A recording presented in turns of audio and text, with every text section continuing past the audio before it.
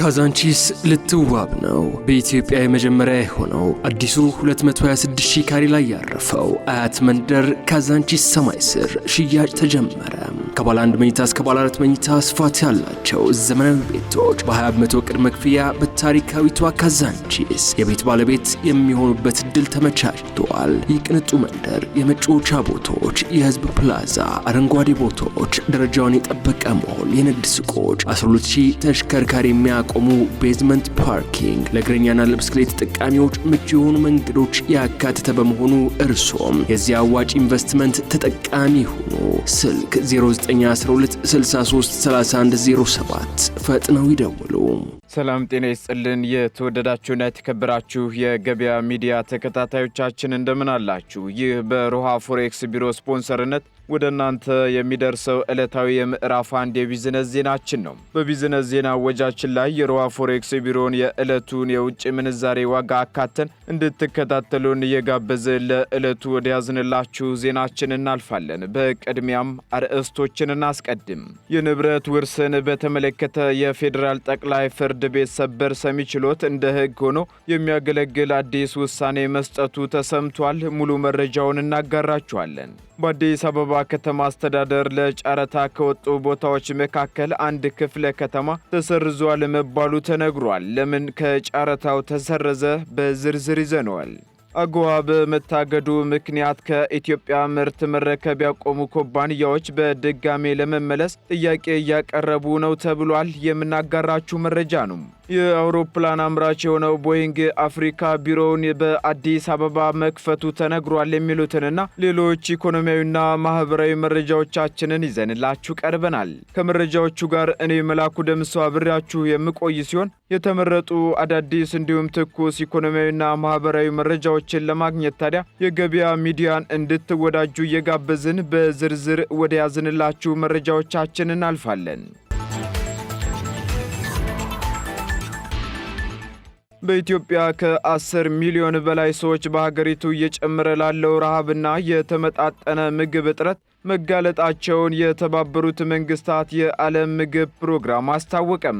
ድርጅቱ ትላንት ባወጣው መግለጫ ፕሮግራሙ ኢትዮጵያ ውስጥ ለሚከናወነው ሥራ የሚውል ተጨማሪ ገንዘብ በአስቸኳይ የማያገኝ ከሆነ ለ3.6 ሚሊዮን ሰዎች የሚቀርበው የነፍስ አድን ምግብ ድጋፍ በመጪዎቹ ሳምንታት እንደሚቋረጥ አስጠንቅቋል። ተቋሙ ኢትዮጵያ ውስጥ የረሃብና የተመጣጠነ ምግብ እጥረት እየጨመረ የመጣው ሀገሪቱ ውስጥ ባሉ የተለያዩ ችግሮች ምክንያት እንደሆነም በመግለጫው ጠቅሷል። ግጭት፣ ቀጠናዊ አለመረጋጋትና መፈናቀል ተቋሙ ከጠቀሳቸው ምክንያቶች መካከል ይገኙበታል። እንዲሁም በአገሪቱ ውስጥ ያሉ ኢኮኖሚያዊ ቀውስና ድርቅ እየጨመረ ለመጣው ረሃብና የተመጣጠነ ምግብ እጥረት እንደ ምክንያትነትም የተጠቀሰ ሲሆን እነዚህ ችግሮች ሚሊዮኖችን ያለ በቂ የተመጣጠነ ምግብ እንዳስቀሩ ፕሮግራሙ አስታውቋል። የዓለም የምግብ ፕሮግራም በኢትዮጵያ የተመጣጠነ ምግብ እጥረት ያለበት ደረጃ አሳሳቢ ማለቱንም ቢቢሲ ዘግቧል። ድርጅቱ በመግለጫው አክሎም የተመጣጠነ የምግብ እጥረት ያጋጠማቸው 4.4 ሚሊዮን ነፍሰ ጡርና አጥቢ እናቶች እንዲሁም ሕፃናት ሕክምና እንደሚያስፈልጋቸው አስታውቋል። የአውሮፕላን አምራች የሆነው ቦይንግ የአፍሪካ ቢሮውን በአዲስ አበባ ከፈተም። ቦይንግ አፍሪካ ቢሮውን በአዲስ አበባ መክፈቱ ዓለም አቀፋዊ ራዕያችንን ለማሳካት ወሳኝ እርምጃ ነው ሲሉ የትራንስፖርትና ሎጂስቲክ ሚኒስተሩ ዶክተር አለሙ ስሜ ተናግረዋል። ሚኒስተሩ የቢሮ መከፈት በዓለም አቀፍ አቪዬሽን የኢትዮጵያን እድገት ማሳያ ከመሆኑም ባሻገር የተሳሰረች አፍሪካን እውን ለማድረግ የሚያግዝ እርምጃ ነው ብለዋል። ዶክተር አለሙ አክለውም በጋራ ሆነን የኢትዮጵያ አየር መንገድን ወደ ዓለም አቀፍ የአቅርቦት ሰንሰለት መሪነት ከፍ ማድረግና አዲስ አበባን የአፍሪካ ኤሮስፔስ ፈጠራ ማዕከል ማድረግ እንችላለንም ሲሉ መናገራቸውን ከሚኒስተሩ መስሪያ ቤት የተገኘው መረጃ ያመላክታል። ቦይንግ ቢሮውን በአዲስ አበባ በከፈተበት ስነ ስርዓት ላይ የቦይንግ መካከለኛው ምስራቅ፣ የቱርክ፣ አፍሪካና የማዕከላዊ ኤዥያ ፕሬዝዳንት ሚስተር ኩልጌት ጋታ፣ የአሜሪካ አምባሳደር ኤርቪን ማሲንጋ፣ የኢትዮጵያ ሲቪል አቪዬሽን ባለስልጣን ዋና ዳይሬክተር ጌታቸው መንግስቴ፣ የኢትዮጵያ አየር መንገድ ዋና ስራ አስፈጻሚ አቶ መስፍን ጣሰውና ሌሎችም የኩባንያው አመራሮች ተገኝተዋል። አገዋ መታገዱን ተከትሎ ከኢትዮጵያ ምርት መረከብ ያቆሙ ኩባንያዎች በድጋሜ ለመረከብ ጥያቄ እያቀረቡ ነው ተባለም። ከ3 ዓመታት በፊት በነበረው በሰሜን ኢትዮጵያ ጦርነት ምክንያት ኢትዮጵያ ከአገዋ በመታገዷ ምክንያት ወደ አሜሪካ ገበያዎች ምርቶችን በነፃ መላክ ማቆሟ ይታወሳል። እንዲሁም አሜሪካ ከአንድ ወር በፊት ኢትዮጵያን ጨምሮ በ60 ሀገራት ላይ እስከ 245% ታሪፍ መጣሏ የሚታወስ ሲሆን ኢትዮጵያ 10% ታሪፍ ሲጣልባት መንግስት ይህንን ቀረጥ እንደ መልካም አጋጣሚ እወስደዋለሁ ሲል፣ አምራቾች በበኩላቸው ቀረጡን በስጋትና እንደ ጥሩ ዕድል እንደሚያዩትም ተነግሯል። በዚህም በአገዋ ዕድል ክፉኛ ከተጎዱ ፋብሪካዎች መካከል አንዱ የሆነው ሁጂያን የጫማ ፋብሪካ መቀመጫቸውን በኤስያ ያደረጉ በርካታ የአሜሪካ ኩባንያዎች ምርቱን ለመግዛት ጥያቄ እያቀረቡልኝ ነው ማለቱን ሪፖርተር አስነብቧል። በአገዋ ዕድል ወቅት ፋብሪካው በዓመት $33 ሚሊዮን ዋጋ ያላቸው ጫማዎችን ለአሜሪካ ሲያቀርብ እንደነበር የፋብሪካው ምክትል ረዳት ፕሬዝዳንት አቶ ናሆም ገብረ ሚካኤል ተናግረዋል። እንደ አውሮፓውያኑ አቆጣጠር ከ2021 ጀምሮ ሁሉም የአሜሪካ ገዢዎች ከኢትዮጵያ ምርት መቀበል አቁመው እንደነበር የገለጹት ፕሬዝዳንቱ፣ ይሁንና የአሜሪካ ቀረጥ ይፋ ከሆነበት ጊዜ ጀምሮ የሁጂያን ፋብሪካ ምርቶችን ለመግዛት ጥያቄ የሚያቀርቡና አብረው እንስራ የሚሉ ኩባንያዎች ቁጥር እየጨመረ ስለመሆኑ አስረድተዋል።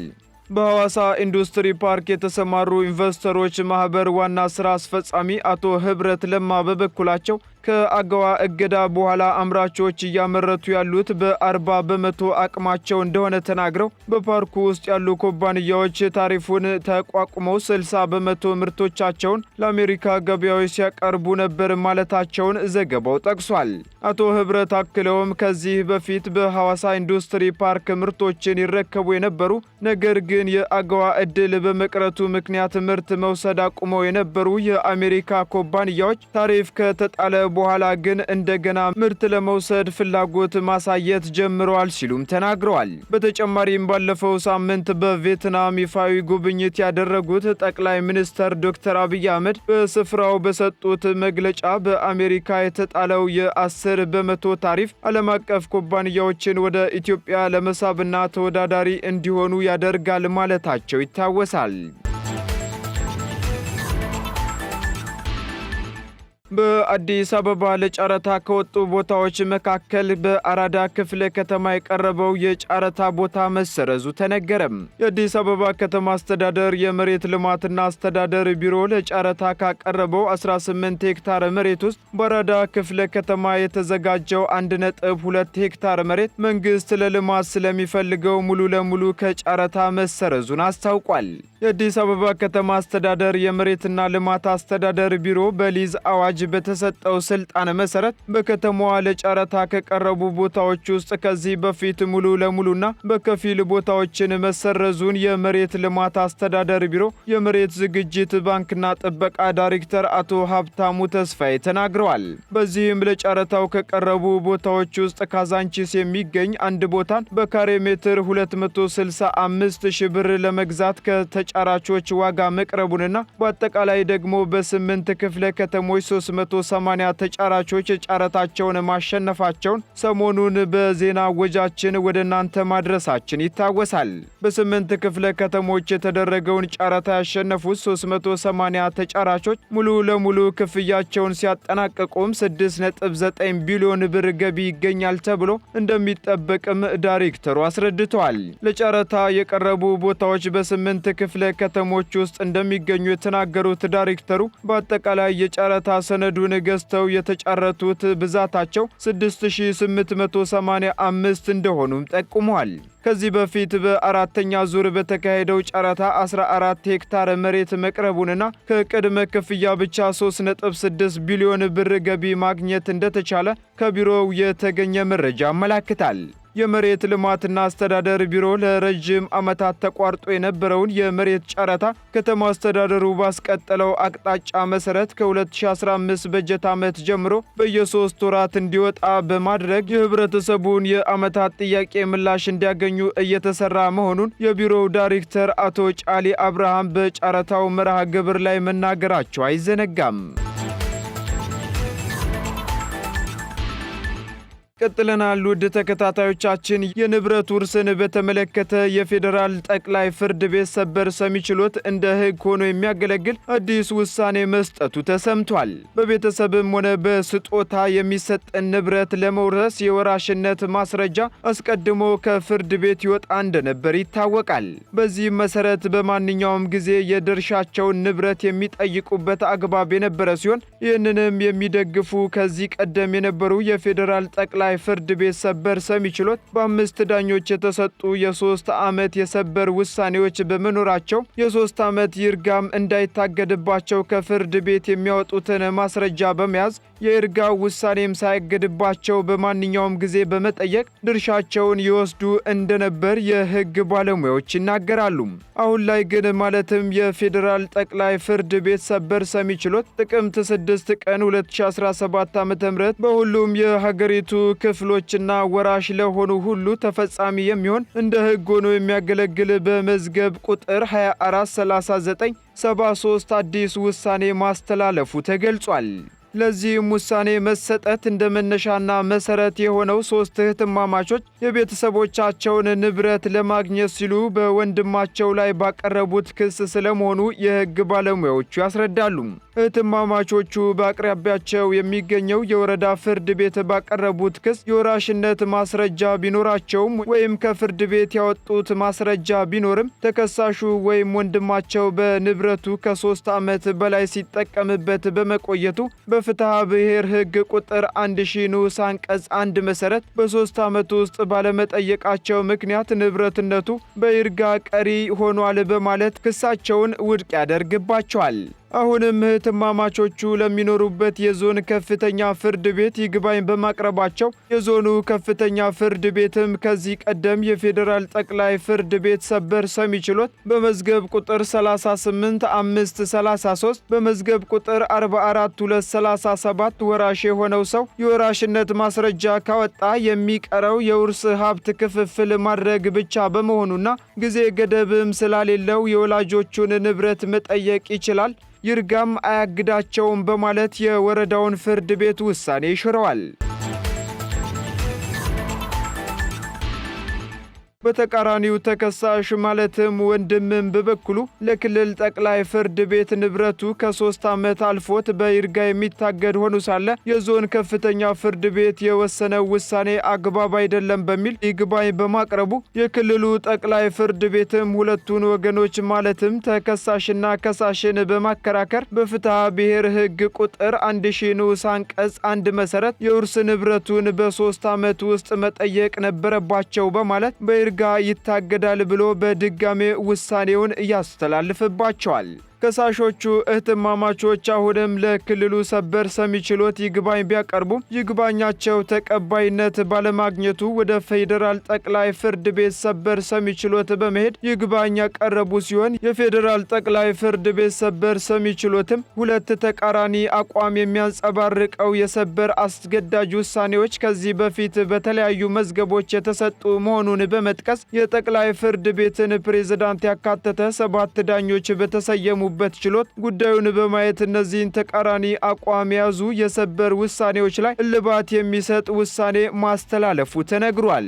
በዚህም 7 ዳኞች በተሰየሙበት ሰበር ሰሚ ችሎት ጥቅምት 6 ቀን 2017 ዓ.ም በሰበር መዝገብ ቁጥር 243973 ከእንግዲህ በኋላ ያለምንም ውዥንብር የውርስ ንብረት ለሚከራከሩ ወጥ የሆነ ውሳኔ የሰጠ ሲሆን በውሳኔውም የወራሽነት ማስረጃ መያዝ ብቻውን በማንኛውም ጊዜ የውርስ ንብረትና ድርሻ ለመጠየቅም ሆነ የውርስ ክስ ለማቅረብ መብት እንደማይሰጥ አስቀምጧል።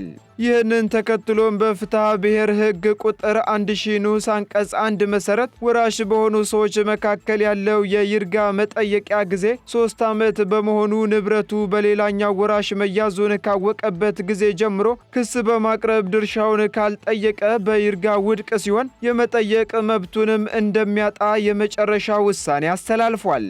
በመሆኑም ወራሾች በማንኛውም ጊዜ የውርስ ድርሻቸውን በፍትሐ ብሔር ሕግ ቁጥር 1062 32 መሰረት መጠየቅ ይችላሉ የተባለ ሲሆን ነገር ግን ይህ የሚሆነው የውርስ ማጣራት ከተከናወነ ብቻ እንጂ የወራሽነት ማስረጃ ስላወጣ ብቻ በማንኛውም ጊዜ የንብረት መካፈል ክስ ማቅረብ እንደማይቻል እንደ ሕግ ሆኖ የሚቆጠር አዲስ ውሳኔ መስጠቱ ተገልጿል። ቀጥለናል ውድ ተከታታዮቻችን። በመጨረሻም የሮሃ ፎሬክስ ቢሮን የዕለቱን የውጭ ምንዛሬ ተመን መረጃ ወደ እናንተ እናደርሳለን።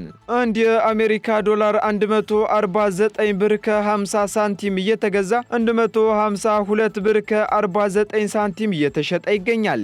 1 ፓውንድ ስተርሊንግ 185 ብር መግዣው ሲሆን 188 ብር ከ70 ሳንቲም እየተሸጠ ይገኛል። እንዲሁ ዩሮ ደግሞ 165 ብር መግዣው ሲሆን መሸጫው ደግሞ 168 ብር ከ30 ሳንቲም ሆኗል።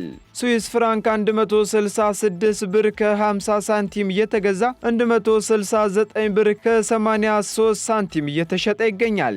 የሳውዲ ሪያል 39 ብር መግዣው ሲሆን መሸጫው ደግሞ 39 ብር ከ78 ሳንቲም ሆኗል። እንዲሁ የቻይናው ዩዋን ደግሞ 20 ብር እየተገዛ 20 ብር ከ40 ሳንቲም እየተሸጠ መሆኑን የዕለቱ የውጭ ምንዛሬ ተመን መረጃ ያመለክታል። የተወደዳችሁና የተከበራችሁ የገበያ ሚዲያ ተከታታዮቻችን ለምዕራፍ 1 ያዝንላችሁ ኢኮኖሚያዊና ማህበራዊ መረጃዎቻችን እነዚህን ይመስሉ ነበር። አዳዲስና ትኩስ ማህበራዊና ኢኮኖሚያዊ መረጃዎችን ለማግኘት ታዲያ የገበያ ሚዲያን እንድትወዳጁ እንጋብዛለን። መልካም ጊዜን ተመኘን። ካዛንቺስ ልትዋብ ነው። በኢትዮጵያ የመጀመሪያ የሆነው አዲሱ 226,000 ካሬ ላይ ያረፈው አያት መንደር ካዛንቺስ ሰማይ ስር ሽያጭ ተጀመረ።